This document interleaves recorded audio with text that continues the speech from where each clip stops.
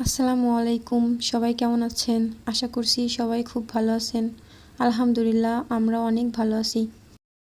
আপনারা দেখতে পাচ্ছেন সুন্দর একটি গ্রামীণ পরিবেশ, যেখানে নেই কোনো মারামারি, নেই কোনো হানাহানি। এখানে রয়েছে শুধু আনন্দ আর আনন্দ।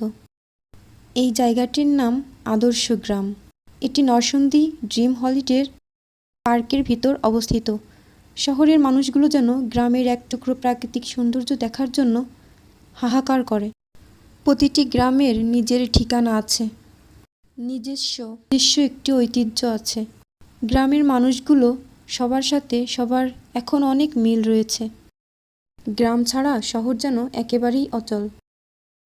গ্রামের যে ঐতিহ্যগুলো রয়েছে সেখান থেকেই শহরের জন্ম।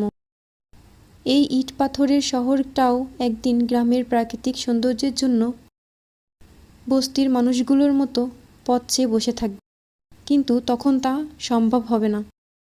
একটি গ্রাম যদি কখনো অদৃশ্য হয়ে যায়, সে কখনো আর পূর্বের রূপ নিয়ে ফিরে আসতে পারবে না। গ্রামের শান্ত পরিবেশ আর মিষ্টি হাওয়া মনটি যেন একেবারে ভিতর থেকে ভরে আসে।